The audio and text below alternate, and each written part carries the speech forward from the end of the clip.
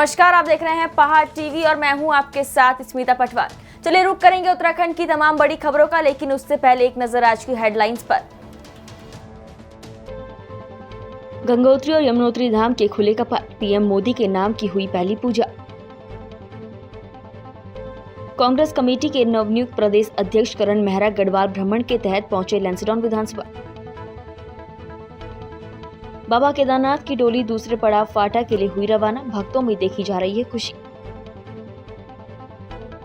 2 साल बाद ईदगाह में सामूहिक रूप से पढ़ी गई ईद की नमाज, देश में अमन चैन की मांगी दुआएं।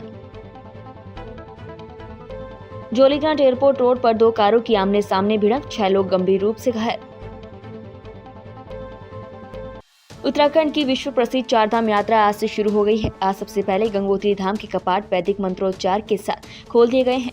इससे पहले मां गंगोत्री की चल विग्रह डोली गंगोत्री धाम पहुंची थी। बड़ी संख्या में श्रद्धालुओं ने गंगा माता के जयकारे के साथ डोली का स्वागत किया। उधर यमुनोत्री धाम के कपाट भी आज श्रद्धालुओं के लिए खुल गए हैं। यमुनोत्री धाम में भी सारी तैयारियां पूरी हो चुकी थी। आपको बता दें कि दोनों धामों में पहली पूजा प्रधानमंत्री नरेंद्र मोदी के नाम की गई। दोनों धामों के पुजारियों ने प्रधानमंत्री की ओर से देश और दुनिया में सुख, समृद्धि और शांति की प्रार्थना की। बाबा केदारनाथ की पंचमुखी उत्सव डोली गुप्त काशी विश्वनाथ मंदिर में रात्रि प्रवास के बाद अपने अगले पड़ाव फाटा के लिए प्रस्थान कर चुकी है। आज डोली का रात्रि प्रवास फाटा में होगा, जबकि 4 मई को डोली गौरीकुंड पहुंचेगी और 5 मई को बाबा केदारनाथ धाम पहुंच जाएंगी। 6 मई की सुबह 6:25 पर बाबा केदार के कपाट आम श्रद्धालुओं के दर्शनार्थ खोल दिए जाएंगे। आपको बता दें कि पिछले 2 सालों से कोरोना महामारी के कारण बाबा की डोली वाहन के जरिए सीधे गौरीकुंड पहुँच रही थी। इस बार विधि विधान से डोली अपने गंतव्य को जा रही है। उत्तराखंड के राज्यपाल लेफ्टिनेंट जनरल गुरमीत सिंह कल अपने चमोली दौरे के तहत जिला मुख्यालय गोपेश्वर पहुंचे, जहां उन्होंने पहले लोक निर्माण विभाग के गेस्ट हाउस में अधिकारियों की बैठक की। वहीं बाढ़ में जिला सभागार में भूतपूर्व सैनिकों से भी मुलाकात की, साथ ही रेड क्रॉस सोसाइटी मेंबर से भी जानकारी ली। इसके बाद राज्यपाल गुरमीत सिंह ने जनपद में स्वयं सहायता समूहों द्वारा तैयार प्रोजेक्टों के स्टॉलों का भी निरीक्षण किया। कांग्रेस कमेटी के नवनियुक्त प्रदेश अध्यक्ष करण मेहरा गढ़वाल भ्रमण के तहत लैंसडाउन विधानसभा पहुंचे। नगर के प्रमुख चौराहे पर कांग्रेस जनों ने नवनियुक्त अध्यक्ष का अनुकृति गुसाई रावत के नेतृत्व में जोरदार स्वागत किया। उसके उपरांत नरेंद्र क्लब में आयोजित समीक्षा बैठक में दीप प्रज्वलन कर शुभारंभ किया गया। अनुकृति गुसाई रावत द्वारा उन्हें गढ़वाल रेजिमेंट का चिन्ह भेंट किया गया। समीक्षा बैठक में अपने विचार व्यक्त करते हुए अनुकृति गुसाई रावत ने कहा कि ये हार निराशा पैदा करने वाली नहीं, बल्कि फिर से नए इरादे, नए जोश के साथ काम करने की सीख देने वाली रही है। पे आ रखे हैं विधानसभा में आपको चाहिए, तो क्या संगठन को किस प्रकार से? देखिए, मेरा काम है संगठन के लोगों से वो परेशानियों को समझना, जिसकी वजह से सारा अनुकूल वातावरण होने के बाद भी कांग्रेस परिणाम नहीं पा सकी जो हमको पाने चाहिए थे। और मैं कार्यकर्ताओं की चिंता को समझना चाहता था, किस तरीके की दिक्कतों का वो सामना कर रहे हैं, क्योंकि हम लोगों ने एक फैसला किया है हाईकमान के साथ मिलकर कि हम पार्टी को कैडर बेस्ड पार्टी बनाएंगे, और उसके लिए ज़रूरी है कि मैं ग्रास रूट के वर्कर के साथ मिलकर उनकी राय मशवरे के साथ पार्टी का गठन करूं, और उसी को लेकर ये हमारी जगह जगह जो है कार्यकर्ताओं की बैठकें हो रही हैं, और उसी के सिलसिले में मैं यहाँ आज लैंसडाउन आया था। एक ही तरीका है लोकतंत्र पर, आप कार्यकर्ता को मजबूत करिए, गुट अपने आप समाप्त हो जाते हैं। और मेरा काम है कार्यकर्ता को लेकर स्ट्रॉन्ग करना, ताकि वो नेताओं की गलतियों पे उनको कह सके कि तुमने गलत काम किया है, और उसी उद्देश्य से मैं काम कर रहा हूँ। आपको 1 साल के अंदर ये दिखाई देगा कि पार्टी एक नए रंग में और नए जोश के संग दिखाई देगी।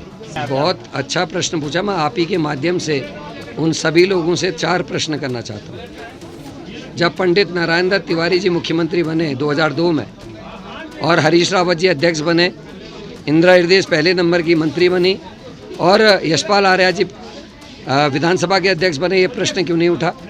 5 साल तक मेरे प्रतिद्वंदी अजय भट्ट जी बीजेपी के प्रदेश अध्यक्ष रहे, नेता प्रतिपक्ष भी वही रहे, दोनों पदों में एक व्यक्ति रहा, कुमाऊं के थे, ये बात क्यों नहीं उठी?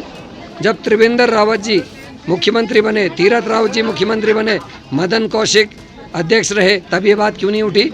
मेरी ही पार्टी में प्रीतम सिंह जी नेता प्रतिपक्ष रहे, गणेश कोदियाल जी अध्यक्ष रहे, दोनों गढ़वाल के थे, ये बात क्यों नहीं उठी? ये बात केवल उन लोगों के दिमाग की है जो लोग गंदगी करना चाहते हैं, जो उत्तराखंड को 2 हिस्सों में बांटना चाहते हैं, उत्तराखंडियत की ताकत को ख़त्म करना चाहते हैं। उनको जंगल ज़मीन से कोई मतलब नहीं है, उनको बेरोजगारों की दिक्कत से कोई दिक्कत नहीं है, उनको हॉर्टिकल्चर में क्या दिक्कत आ रही है, कृषि में क्या दिक्कत आ रही है, इस बात से कोई परवाह नहीं है। ऐसे ही लोग उत्तराखंड को कमज़ोर करना चाहते हैं। उनको उत्तराखंड के विकास से, उत्तराखंड से हो रहे पलायन से कोई मतलब नहीं है। ऐसे लोगों को मेरे को और कोई जवाब देना भी नहीं है, और ना मैं उनसे कोई बहस करने उचित समझता हूँ। तो संगठन को किस प्रकार से मजबूत करने का और लोकतंत्र में संगठन को मजबूत करने का एक ही तरीका है कि जो सबसे नीचे तबके का बूथ लेवल का कार्यकर्ता है उसको आप मजबूती प्रदान करें, उसको एक पहचान मिले, उसको सम्मान मिले, मान मिले। और जिस दिन आपका ज़मीन का कार्यकर्ता खड़ा हो जाएगा उस दिन कोई भी संगठन मजबूत हो जाएगा और हर सारी दिक्कतें जो लोकतंत्र में आती हैं किसी भी पार्टी में, उनका इससे अलावा कोई समाधान हो भी नहीं सकता। आप पहली बार विधानसभा दौरे पे लैंसडाउन यहाँ के प्रदेश अध्यक्ष पहुँचे हुए, तो उनकी यहाँ बैठक की, तो किस प्रकार से देखिए, मैं सोचती हूँ कि आज कांग्रेस का ये सौभाग्य है कि करण मेहरा जैसे युवा जोशीले और मैं कहूँगी कि ऊर्जावान व्यक्ति का नेतृत्व हमारी कांग्रेस पार्टी को मिल रहा है और मुझे बहुत खुशी है। देखिए, मुझे आज भी याद है कि जब हम सदन देखने जाया करते थे तो जो सबसे ज़्यादा एक्टिवली उस सदन के अंदर मैंने कभी किसी को देखा तो मैंने करण भाई को देखा है और मुझे उनके नेतृत्व पे पूरा भरोसा है। मुझे भरोसा है कि उनके नेतृत्व में हम कांग्रेस को मजबूती देने का काम करेंगे और मुझे खुशी है कि मेरे आग्रह पे उन्होंने लैंसडाउन के मेरे कार्यकर्ताओं का मनोबल बढ़ाने का काम किया है। हमारे कार्यकर्ताओं में जो निराशा थी उसको दूर कर एक नई रोशनी उनके अंदर उन्होंने भरने का काम किया है। तो मैं आज बड़े भाई करण मेहरा जी का भी बहुत बहुत धन्यवाद करना चाहती हूँ कि उन्होंने अपने व्यस्तम इस गढ़वाल दौरे में लैंसडाउन के लिए समय निकाला और वो यहाँ पर आए। क्या रहे होंगे? देखिए, मुझे लगता है कि जीवन में हर एक चीज़ आपको कुछ सिखाती है। राजनीतिक रूप से अगर आप देखें तो चुनाव आपके लिए बहुत महत्वपूर्ण चीज़ होती है और वो चुनाव आपको बहुत कुछ सिखाता है अगर आप चुनाव जीत जाते हैं, और उससे भी ज़्यादा चीज़ें सिखाता है, उससे भी ज़्यादा अनुभव देता है जब आप चुनाव हार जाते हैं। तो हारना और जीतना मुझे लगता है कि किसी भी चीज़ के दो पहलू हैं और आज मुझे लगता है कि इसके बाद एक अनुभव, क्योंकि मेरे लिए पहला राजनीतिक अनुभव था, चुनाव लड़ना भी मेरे लिए एक पहला राजनीतिक अनुभव था और मुझे लगता है कि इस पूरे राजनीतिक समीकरण ने इस पूरे दौरान ये जो लोकतांत्रिक रूप से जो चुनाव मैंने लड़ा उसने मुझे बहुत कुछ सिखाया है, बहुत सारा अनुभव दिया है और मुझे पूरी उम्मीद है कि इस अनुभव को मैं आने वाले समय में लैंसडाउन के लिए इस्तेमाल करूंगी, अपने गढ़वाल के लिए, अपने उत्तराखंड को आगे ले जाने के लिए इस्तेमाल करूंगी। क्या गुटबाजी का भी इसमें कुछ प्रभाव क्या इस चुनाव में? देखिए, वो हर पार्टी में रहता है, वो हर जगह रहता है, लेकिन मैं उस चीज़ को दोषी नहीं मानती। मुझे लगता है कि कभी-कभी देखा गया है कि इस विधानसभा में कुछ ज़्यादा ही गुटबाजी थी। देखिए, हर विधानसभाओं में रहती है, ऐसा नहीं है कि लैंसडाउन विधानसभा में गुटबाजी थी, लेकिन मुझे लगता है कि एक सबसे महत्वपूर्ण जो बात है, आज अगर हम कांग्रेस के कार्यकर्ता हैं, अगर आज हम किसी चीज़ की लड़ाई को लड़ने जा रहे हैं तो सबसे पहले जिस तरीके से आज बड़े भाई करण मेहरा ने भी यहाँ पे कहा और उन्होंने कहा कि सबसे पहले हमारा राष्ट्र होना चाहिए, सबसे पहले आज हमारा संगठन होना चाहिए, प्रदेश की समस्याएं होनी चाहिए, लोगों की समस्याएं होनी चाहिए। जो जनता हमको चुनती है या जनता जो हमारे लिए मत करती है वो इसलिए मतदान करती है कि उन्हें हमसे उम्मीद होती है कि शायद ये व्यक्ति हमारी उन बातों को उठाए, शायद ये व्यक्ति हमारी उन समस्याओं को उठाए। देखिए, हारना जीतना तो दो अलग बातें, आज हो सकता है उसके बहुत सारे कारण हो सकते हैं, लेकिन मुझे लगता है कि आज ये जिम्मेदारी भी मेरी है कि इस विधानसभा के अंदर, पौड़ी जिले के अंदर जो हमारे लोगों की समस्याएं हैं, लैंसडाउन विधानसभा के अंदर भी जो लोगों की समस्याएं हैं, उसको बहुत ताकत के साथ उठाना ताकि उन समस्याओं का समाधान हो और हमारे कर्मियों की तैनाती के मामले में हमेशा से विवादों में रहने वाला विभाग महिला सशक्तिकरण और बाल विकास विभाग लगातार सुर्खियों में रहता है। एक बार फिर महिला सशक्तिकरण और बाल विकास विभाग में कार्मिकों की तैनाती के लिए टेंडर में हो रही लेट लतीफी के कारण विभागीय कार्य पद्धति पर संदेह हो रहा है। महिला सशक्तिकरण और बाल विकास विभाग के 2021 और 2022 का टेंडर ए स्क्वायर के माध्यम से हुए थे। बेरोजगार युवा अभी भी विभाग के भरोसे बैठे हुए हैं, लेकिन विभाग बेरोजगार युवाओं की कोई सूद लेने को तैयार नहीं है, जिसके कारण उत्तराखंड के इन सैकड़ों बेरोजगार युवाओं पर रोजी रोटी का संकट मंडराने लगा है। कहीं ये बेरोजगार युवा हाल ही में सोशल मीडिया पर वायरल हो रहे बेरोजगारी के कारण सुसाइड वाले मैटर की तरफ देखने पर मजबूर तो नहीं हो रहे। आखिर सरकार और विभाग इन बेरोजगार युवाओं की सूद क्यों नहीं ले रही है? वहीं इस मामले में अभी से भ्रष्टाचार की बू आने लगी है। आपको बता दें कि हाल ही में कर्नल अजय कोठियाल द्वारा किए गए स्टिंग ऑपरेशन में आउटसोर्स कंपनी ए स्क्वायर सिक्योरिटी के नाम पर बेरोजगार युवाओं से ठगी कर रही थी। विभाग ने इस मामले को ए स्क्वायर का मामला बताकर दबा दिया था। अगर यही बात थी तो जब सिक्योरिटी मनी भी ए स्क्वायर कंपनी द्वारा ली गई है तो विभाग ने क्यों नहीं ए स्क्वायर का अनुबंध आगे बढ़ाया? क्या ये उत्तराखंड के युवा बेरोजगारों के सपनों पर प्रहार तो नहीं? वही विभाग अब तक महीनों से नई टेंडर प्रक्रिया में उलझा हुआ है। वहीं दूसरी ओर इन बेरोजगार युवाओं पर रोजी रोटी का संकट पैदा होने लगा है। कानपुर के पूर्व भाजपा विधायक कुंवर प्रणव सिंह चैंपियन अपने निजी दौरे पर मसूरी पहुंचे, जहां पर उन्होंने पत्रकारों से वार्ता करते हुए कहा कि कैबिनेट मंत्री गणेश जोशी के नेतृत्व में मसूरी लगातार विकास की ओर अग्रसर है, जिसके लिए वो कैबिनेट मंत्री को शुभकामनाएं देते हैं। उन्होंने कहा कि चंपावत उपचुनाव भारतीय जनता पार्टी भारी मतों से जीतने जा रही है। लक्सर में एक युवक ने 2019 में स्क्रॉल इंडिया नाम से एक फर्जी कंपनी बनाई। उसके बाद कंपनी के माध्यम से पैसे शेयर मार्केट में लगाकर 40 दिन में डबल पैसा कमाने का लालच देकर लक्सर, खानपुर, ऋषिकेश, टिहरी आदि इलाकों में से लगभग 1 करोड़ 60 लाख रुपया इकट्ठा कर कंपनी मालिक उत्तराखंड राज्य से फरार हो गया। इस धोखाधड़ी में लक्सर का एक अधिवक्ता भी पीड़ित है, जिसने उस समय इस कंपनी में 35 लाख रुपए निवेश किए थे। आरोपी के भाग जाने पर कंपनी में पैसे निवेश करने वाले लोगों को धोखाधड़ी का एहसास हुआ और ग्रामीणों और अधिवक्ता ने स्क्रॉल इंडिया कंपनी के मालिक के खिलाफ धोखाधड़ी का मामला दर्ज कराया। पुलिस ने घटना के खुलासे के लिए एक टीम गठित की। प्रथम जांच में अभियुक्त द्वारा कंपनी के सभी दस्तावेज और बैंक आदि में अपना गलत पता दर्शाया गया था। पुलिस के अनुसार जांच में अभियुक्त का एक अन्य पता प्रकाश में आया है, लेकिन आरोपी शातिर किस्म का होने के कारण वो अलग अलग जनपद में नाम पता बदल कर रह रहा था। खानपुर पुलिस ने मुखबिर की सूचना के आधार पर आरोपी युवक को हरियाणा के एक होटल से गिरफ्तार किया है। खानपुर पुलिस ने आरोपी के खिलाफ संबंधित धाराओं में मुकदमा दर्ज कर जेल भेजकर आरोपी की संपत्ति की जांच में जुट गई है।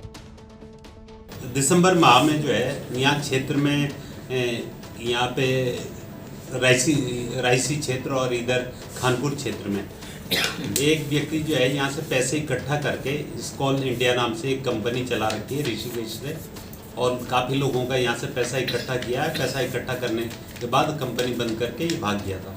इस संबंध में जो है थाना खानपुर में एक FIR दर्ज हुई थी। रामधन आदि लोगों ने FIR दर्ज कराई थी।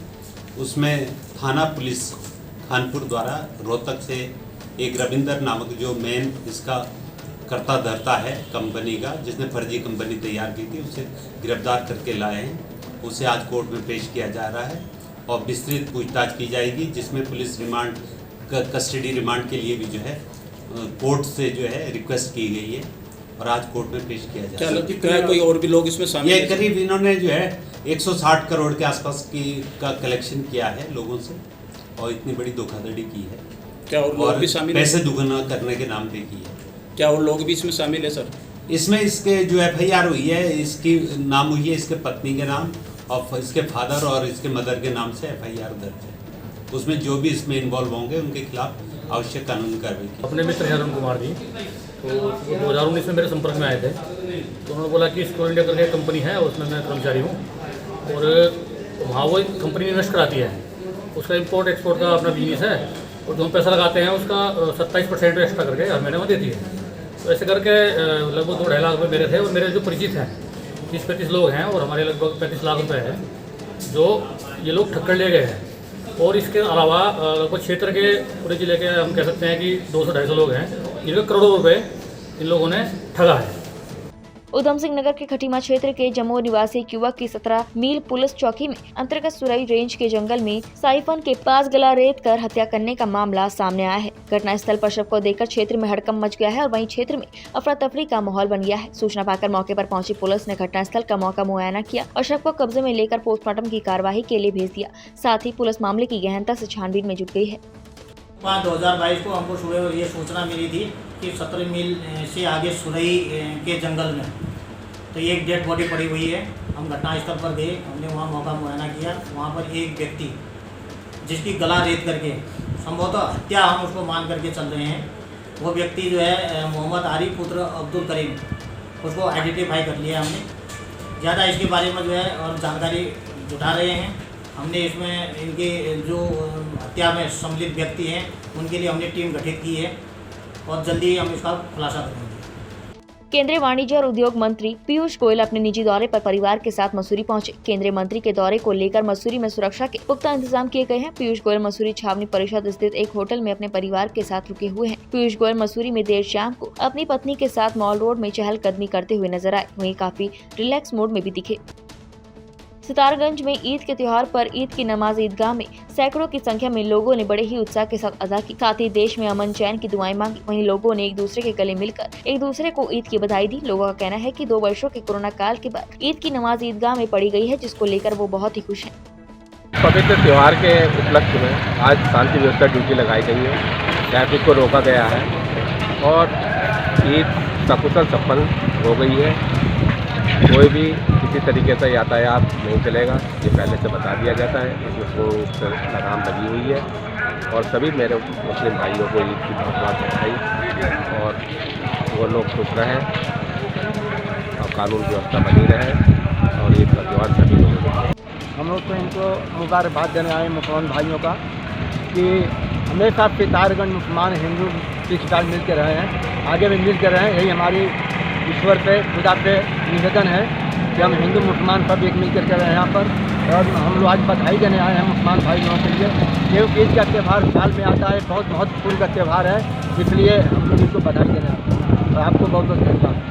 गरुड़ नगर पंचायत के कर्मचारियों को पिछले 4 महीने से वेतन नहीं मिल पाने से कर्मचारी स्तब्ध है। परेशान सफाई कर्मचारियों ने बताया कि पिछले 4 महीने से अब तक उन्हें वेतन नहीं मिल पाया है। उन्होंने कहा कि नगर पंचायत के ईओ को भी इस परेशानी के संबंध में बताया गया, पर उनके द्वारा भी अब तक कोई उचित कार्यवाही नहीं की गई। वहीं कर्मचारियों ने कहा कि पिछले 4 महीने से अब तक वेतन न मिल पाने से उनके समक्ष आर्थिक संकट पैदा हो गया है।